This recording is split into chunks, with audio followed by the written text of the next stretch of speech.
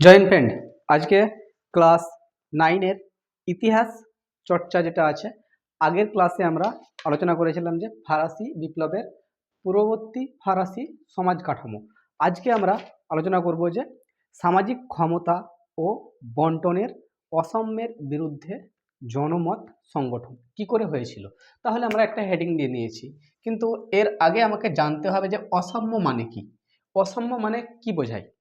তাহলে আমরা সাধারণত অসাম্য হচ্ছে একটা বাংলা ভাষা, একে পিওর, এটাকে যদি আমরা ভাঙি তাহলে কি বের হবে।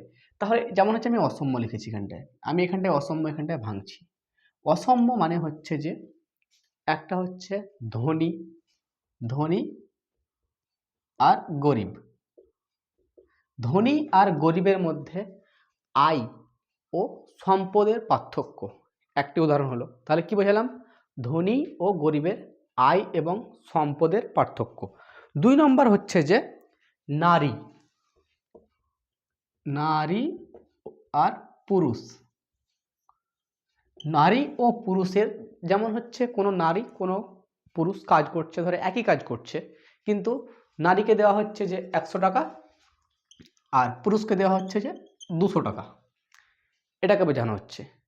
3 নম্বর হচ্ছে যে 3 নম্বর, যেমন 3 নম্বর আমি যদি বলি, 3 নম্বর হচ্ছে যে সাধারণত আমরা ডেইলি প্রত্যেক দিনই আমরা দেখি, বুঝতে পারি, কিন্তু আমরা কোনো সময় কিন্তু আমরা ধ্যান লক্ষ্য করি না। যেমন হচ্ছে শিক্ষার ক্ষেত্রে, কি শিক্ষা শিক্ষা শিক্ষার ক্ষেত্রে সকলের যেমন সমান অধিকার থাকে ভালোভাবে জ্ঞান অর্জন করা, স্কুল কলেজে হোক। কিন্তু কি হতো যে কেউ হয়, যেমন কেউ এমএলএর বা কাউন্সিলরের বা মেম্বারের ছেলে, ওকে স্কুলে ফার্স্ট বেঞ্চে যদি মানে বসতে দেওয়া হলো মনে করো, আর তুমি সাধারণত চাষির ছেলে কৃষকের ছেলে, তোমাকে লাস্ট মানে ওই ফার্স্ট বেঞ্চে বদলে এই ফার্স্ট বেঞ্চটা কি থাকলো, এরা এসে বসবে। তাহলে এটা কি তোমাকে ওর সঙ্গে আলাদা করে পার্থক্য করে বোঝানো হচ্ছে, তার জন্য এটাকে কি বলছে, অসাম্য। কি বলা হচ্ছে, অসাম্য।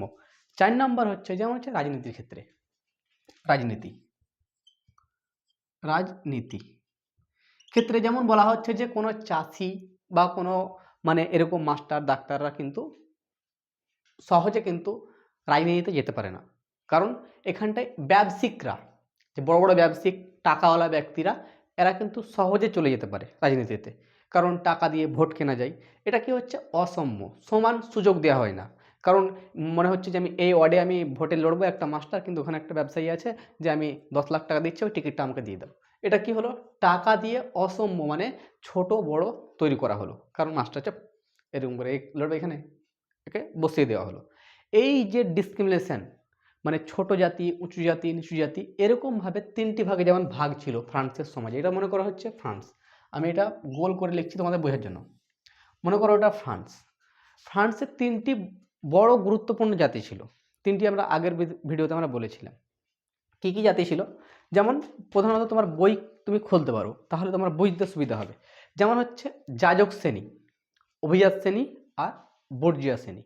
এবার কেন দরকার হলো যে সামাজিক ক্ষমতা ও সম্পদ বন্টনের অসাম্যের বিরুদ্ধে জনমত, মানে একটা বিরাট সভা করার কেন দরকার হলো, কোনো তো নিশ্চয় একটা কোনো কারণ থাকবে।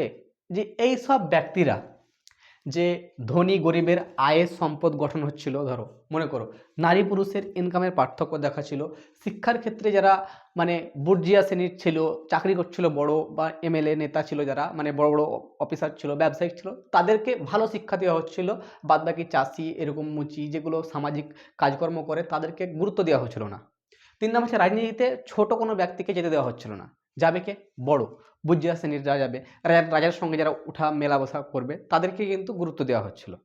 এবার তোমাকে পার্থক্য জানতে হবে যে এখানটায় তো মনে করো এটা হচ্ছে ফ্রান্স, ফ্রান্সে কি বলছিল যে এখানটায় দেখো, এটা আমি ছোট লিখলাম, ছোট মানে কি, এটা ধরো বাকি যেটা আছে এটা 93%, কত, 93%, 93%, 93%, আর বাকিটা ধরো 7%, 7%, 7%। এখানটা তোমাকে ধ্যান রাখা, আগের ভিডিওতে তোমাকে বলেছিলাম 93 শ্রেণী ছিল যে গরিব, যাকে বলি আমরা যে হচ্ছে বুর্জিয়া শ্রেণী। কি বলবো আমরা, বুর্জিয়া শ্রেণী 93%, আর বাদ বাকি 7% ছিল যে যাজক আর অভিজাত শ্রেণী। সমস্ত ফরাসি বা ফ্রান্সের সম্পদ, এই পুরো সম্পদ কিন্তু 7% লোক এরা যদি হয় অভিজাত যাজক, অভিজাত যাজক, আমি অভিজাত লিখছি আর যাজক লিখছি, যাজক লিখছি আর অভিজাত, যাজক প্লাস অভিজাত, অভিজাত, এই যাজক আর অভিজাত 7% হলে পরে কিন্তু সমস্ত ক্ষমতা ছিল এদের হাতে। এখানে কি বললাম, ইনকাম আর আয়, আয় আর সম্পদ, আমি সম্পদ লিখছি এখানটায়, ধরো সম্পদ, সম্পদ প্লাস আয়, ইনকাম, ইনকাম, সম্পদ প্লাস ইনকাম, ধনী গরিব, মানে ধনীদের হাতে থাকছিল, গরিবদের হাতে কি থাকছিল না, সম্পদ থাকছিল না। যেমন হচ্ছে নারী পুরুষ, যেগুলো গরিব ছিল বর্জিয়া শ্রেণীর 30% মানে 93%, ওদেরকে সকলকে কাজ করাতে হতো, এমনকি কাজ করে যে ট্যাক্স, এত ট্যাক্স দিত যে লবণের ট্যাক্স, খাবারের ট্যাক্স, যেমন সমস্ত জিনিসের তোমরা ট্যাক্স দিতে হতো, মানে সেটা বলছি কর, সেটা দিতে হতো। এবার ওরা ক্ষিপ্ত হয়ে গেছিল যে এই 93% আমরা জনগণ, এই 7%কে আমরা পুরো সম্পদ দিয়ে দিচ্ছি, পুরো কর দিয়ে দিচ্ছি, রাজনীতিতে এরাই থাকছে, তো আমাদের কি পেছি, আমরাই কাজ করছি, আমরাই সব দিনরাত এক করে রাজার জন্য খাবার বহন করছি, সব আমরাই কাজ করছি। তো এরা কি করলো যে দল তৈরি করলো। এবার দল তো এরকম তৈরি হবে না, কোনো জ্ঞানী ব্যক্তি আসবে প্রথমে, বোঝাবে যে তোমরাই দেখো, তোমরাই ধান উৎপাদন করছো, ধান, গম, চাল, কেউ কোনো কিছু তৈরি করছে, হাঁড়ি কুড়ি, এগুলো সব তোমরা তৈরি করছো, তোমরাই তৈরি করছো, কিন্তু যে ইনকাম হচ্ছে সেটা তোমাদেরকে ট্যাক্স কর দিতে চলে যাচ্ছে, এই 7% লোকের পকেটে ঢুকে যাচ্ছে। তো তোমাদেরকে কি করতে হবে, জ্ঞানী ব্যক্তি, এদিকে বলছে দার্শনিক, কিছু কি উঠে এলো, দার্শনিক উঠে এলো। 1 নম্বর দার্শনিক, দার্শনিক, দার্শনিক এবং বুদ্ধিজীবী বলি, এরা মানুষকে বোঝালো, মানুষ সহজে বুঝে গেল। এবার এরা বলছে যে আমরা এই নিয়ম মানব না, অসাম্য আমরা রাখবো না, আমরা সকলে সমান অধিকার চাই। সকলে কি চাই, সমান অধিকার চাই, আমাদেরকে সমান অধিকার দিতে হবে, আমাদেরকে ধনী গরিবের মধ্যে পার্থক্য, আমাদের সম্পদ দিতে হবে, নারী পুরুষের সমান বেতন দিতে হবে, সমান মাইনে দিতে হবে, সমান সম্মান দিতে হবে। এরকম না যে নারীকে কম সম্মান দেবো, পুরুষকে বেশি সম্মান দেবো, পুরুষ যাবে সব জায়গায় ডোমিনেট করবে, সব জায়গায় নেতৃত্ব করবে, এরকম না, নারীকেও নেতৃত্ব করতে দিতে হবে বলা হলো। তারপরে শিক্ষা, শিক্ষা সকলের জন্য সমান, এরকম নয় রায়ের বেটা ফার্স্ট বেঞ্চে এসে পড়বে আর আমার চাষির বেটা এরকম, যেমন হচ্ছে কারিগরের বেটা এসে লাস্ট বেঞ্চে পড়বে, এরকম নয়, বলতে হলো সবারকে সমান, সমান চোখে দেখতে হবে, সাম্য এলো, যেটা বলছি সমান চোখে সাম্য। এবং তারপরে হচ্ছে রাজনীতি, রাজনীতিতে আমাদেরকে থাকতে জায়গা দিতে হবে, বিদ্রোহ হতে লাগলো। এবার বড় বড় ব্যক্তি, যেমন তোমাদের বইয়ে আছে, ধরো যেটা সাম্যের অধিকার, যেমন তুমি বইটা বার করো শেষে লেখা আছে, যেমন হচ্ছে দার্শনিক 1 নম্বরে আছে যে নানা পত্র পত্রিকা, মানে চিঠি, পত্র পত্রিকা মানে খবরের কাগজ এদের হাতে চলে আসতে লাগলো, এগুলো ছাপাতে লাগলো, জনগণ পড়তে শুরু করলো, জনগণ বুঝতে পারলো, এবং মানুষের চাহিদা আস্তে আস্তে আস্তে আস্তে দেখছে যে আমার যদি কোনো কিছু একটা ঘটনা ঘটছে পত্রিকায় ছাপিয়ে দিচ্ছে, পুরো দেশ চলে যাচ্ছে, সকল জানতো, তখন তো এরকম মোবাইল ছিল না, স্মার্টফোন ছিল না, তখন এই পত্রিকাতেই ছাপানো হতো, এই জায়গায় বিদ্রোহ হচ্ছে, ছোট জাতকে বড় জাতকে মারছে, ট্যাক্স দিচ্ছে না। এবার দেখে এরকম দেখে দেখে দেখে পুরো দেশে এরকমভাবে ছড়িয়ে গেল পত্রিকায়। এরপরে বুদ্ধিজীবীরা কি বলছে, দার্শনিক ও বুদ্ধিজীবী শ্রেণীরা নেমে গেল, দার্শনিক আর বুদ্ধিজীবী শ্রেণীরা নেমে গেল, হ্যাঁ আমাদেরকে এবার ডোমিনেট করতে হবে, আমাদেরকে ভাষণ দিতে হবে, ভাষণ দিতে শুরু করলো। তারপরে চলে আসে যে উদারপন্থী অর্থনৈতিকবিদ, যেগুলো উদারপন্থী নিচু যেগুলো অর্থনীতিবিদ, মানে ওদেরকে দেবে রেখেছিল, তারা কিন্তু এসে যোগ দিতে লাগলো যে হ্যাঁ আমার এরকম, যেমন কিছু যেমন ধরো এখন ভারত সরকারে যেমন হচ্ছে আডানি আম্বানি হাতে সব আছে, কিছু কিছু কোম্পানি হাতে ডোমিনেট করছে, ওদেরকে উঠতে দেয় না, এরা যখনই সরকার পরিবর্তন হবে কিন্তু এরা চলে আসবে সরকারকে পরিবর্তন করতে, যে হ্যাঁ সরকারকে পরিবর্তন করতে হবে, আমরা উঠতে পারছি না, আমরা উঠে উপরে আসতে পারছি না।